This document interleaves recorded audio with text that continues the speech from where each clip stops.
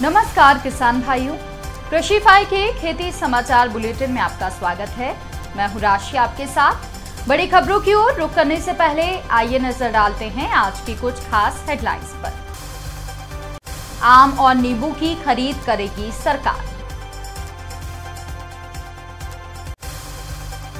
अनुदान पर जल्द मिलेंगे सूक्ष्म सिंचाई संयंत्र। अंतरिक्ष में नई किस्में विकसित कर रहा चीन।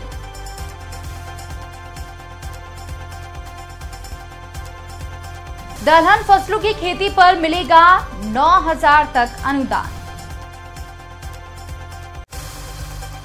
अब खबरें विस्तार से। हिमाचल प्रदेश सरकार ने मंडी मध्यस्थता योजना के तहत सेब की तरह आम और नींबू को खरीदने का फैसला लिया है। इसके तहत 500 metric ton grafted, 250 metric ton seedling और 500 मीट्रिक टन आचारी प्रजातियों के आम 10.50 रुपए प्रति किलो की दर से खरीदे जाएंगे और इन फलों की खरीद के लिए राज्य में 42 केंद्र खोले जाएंगे। फलों की खरीद हिमफेड और HPMC के द्वारा दी जाने वाली क्रेट्स में की जाएगी। इन एजेंसियों को 1.30 रुपए प्रति किलो की दर से हैंडलिंग चार्ज लगाने की अनुमति होगी। ऐसे किसान और बागवान जिनके पास आम उत्पादन के लिए 10 बीघा या उससे कम भूमि और बागवानी कार्ड होगा, उनसे ही फलों की खरीदी की जाएगी। अधिक जानकारी के लिए आप नजदीकी बागवानी विभाग के कार्यालय में संपर्क कर सकते हैं। आपको बता दें कि राज्य सरकार ने साल 2022-23 के लिए नींबू प्रजाति के फलों जैसे गलगल, किन्नू, माल्टा, संतरा की खरीद के लिए मंडी मध्यस्थता योजना लागू करने का फैसला लिया है। राजस्थान के 1,60,000 किसानों को जल्द ही सूक्ष्म सिंचाई संयंत्र उपलब्ध हो जाएंगे। प्रदेश सरकार ने राजस्थान सूक्ष्म सिंचाई मिशन के तहत इसकी स्वीकृति दी है। इससे प्रदेश की 2 लाख हेक्टेयर भूमि में सिंचाई सुविधा उपलब्ध हो सकेगी। बता दें कि प्रदेश सरकार अपने बजट में 4 लाख किसानों को ड्रिप इरिगेशन से लाभान्वित करने के लिए 1705 करोड़ रुपए देने का प्रावधान रखी है और योजना के तहत ड्रिप, मिनी स्प्रिंकलर, फव्वारा संयंत्रों पर सीमांत अनुसूचित जाति, अनुसूचित जनजाति, महिला कृषकों को 75% व अन्य कृषकों के लिए 70% अनुदान दिया जाता है। पात्र किसानों के पास अपनी कृषि भूमि कुएं, नलकूप या अन्य जल स्रोतों पर पंप सेट होना अनिवार्य है। किसान 0.2 हेक्टेयर से लेकर 5 हेक्टेयर के लिए लाभ ले सकते हैं। कम से कम 7 वर्ष की लीज एग्रीमेंट होने पर लीज ली गई जमीन पर भी लाभ मिल सकेगा।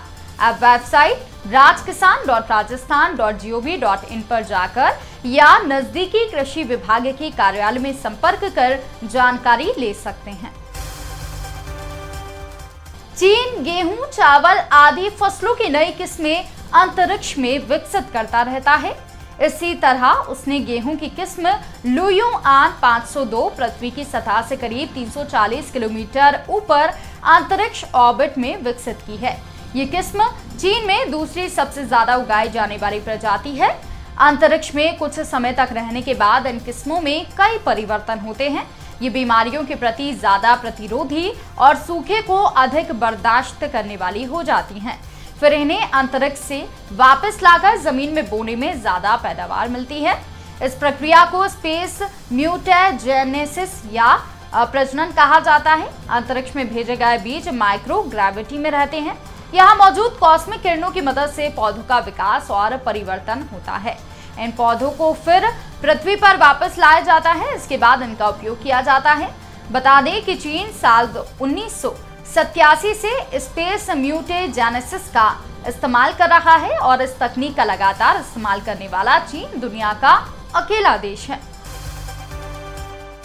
मध्य प्रदेश सरकार राष्ट्रीय खाद्य सुरक्षा मिशन के तहत 19 जिलों में टारगेटिंग राइस फैलो एरिया योजना चला रही है।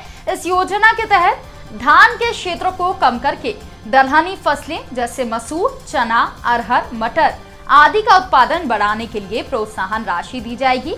इसके तहत किसानों को साल 2022-23 में करीबन 72 करोड़ 21 लाख रुपए का अनुदान दिया जाएगा।